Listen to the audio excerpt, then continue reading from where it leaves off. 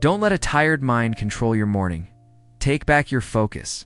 Have you ever noticed how your morning can be hijacked before you even get out of bed? You open your eyes in within seconds. Your mind is already racing. Emails you haven't answered, mistakes you made yesterday, conversations you're replaying, deadlines looming. The tiredness isn't just physical, it's mental. And somehow, before the sun is fully up, your focus already feels scattered. But here's the truth. Most people never stop to consider.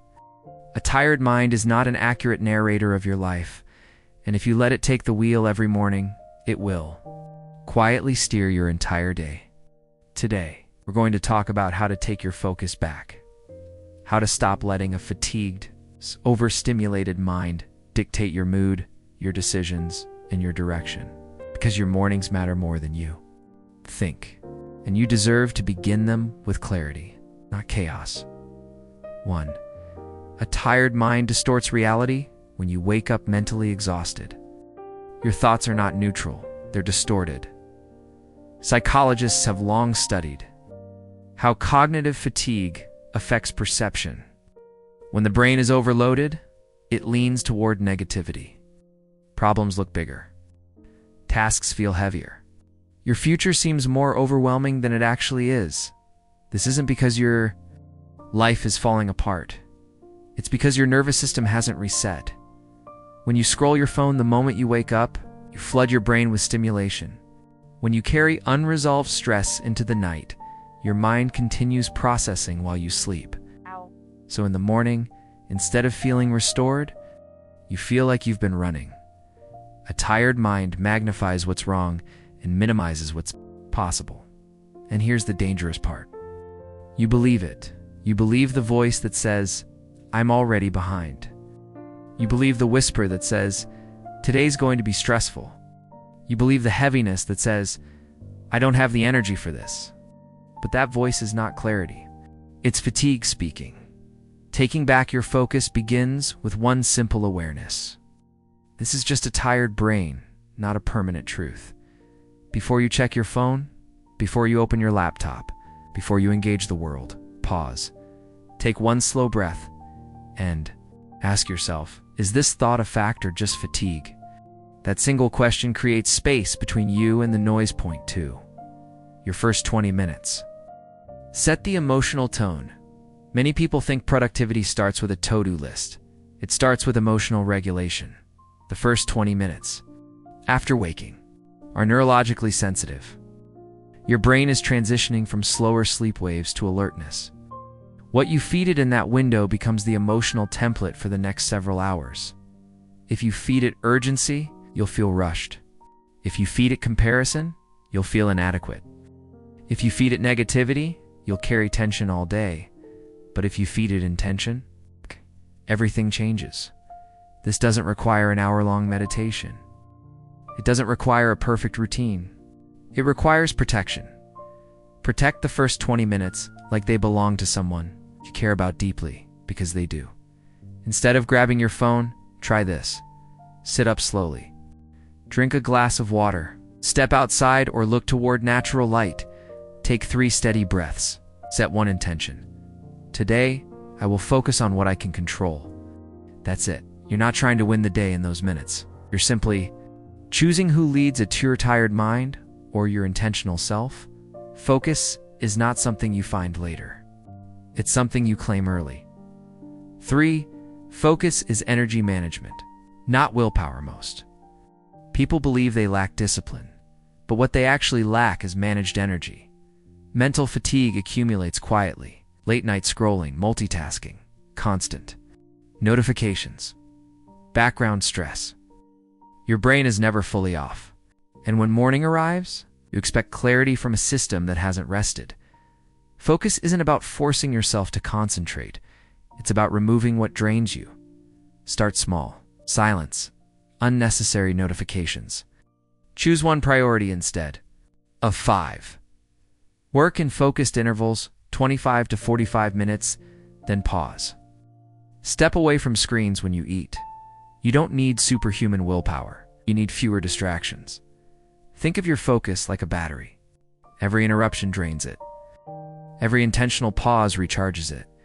And when your mind is tired, pushing harder rarely works. But simplifying, it works. Ask yourself each morning, what is the one thing that, if completed today, would move my life forward? And protect your energy around that. Focus becomes powerful when it's selective for. Don't confuse rest with laziness. Here's something many high achievers struggle with. Guilt around slowing down. If you wake up tired, your instinct might be to push harder, drink more caffeine, add more urgency. Criticize yourself for not being sharper. But exhaustion is not weakness. It's feedback sometimes. The most productive decision you can make is to recalibrate before accelerating. Research on performance, Psychology, consistently shows that recovery is what sustains high output, not constant pressure. Athletes don't train at maximum intensity every single day. Muscles need repair. So does your brain. If you feel mentally foggy in the morning, consider this approach. Instead of asking how, can I force more focus? Ask, what does my mind need right now? Maybe it needs 5 quiet minutes. Maybe it needs movement. Maybe it needs less input and more silence. Rest is not the opposite of progress. Unmanaged, fatigue is. When you treat your mind with respect instead of aggression, it responds with clarity. 5. The story you tell yourself shapes the day there is one. Final truth that changes everything. Your morning narrative becomes your daily identity. If your first thought is, I'm overwhelmed, you'll subconsciously look for evidence of overwhelm. If your first thought is, I'm capable, you'll start noticing solutions. This isn't toxic positivity. It's cognitive direction. Your brain is constantly scanning for confirmation. Give it a better script. Try replacing, I'm so tired, with, I'm easing into clarity. I have too much to do. With, I'll take this one step at a time, I'm already behind. With, I'm starting where I am. Small shifts in language create massive shifts in focus. You don't have to feel incredible. You just have to stop rehearsing defeat. When you take control of the story, you take control of the energy. Bringing it all together, a tired mind will always try to control your morning. It will rush you. It will criticize you. It will exaggerate problems and underestimate your strength, but you are not your first thought of the day. You are the awareness behind it. Taking back your focus doesn't mean becoming perfectly calm. It means choosing intentional action over automatic reaction.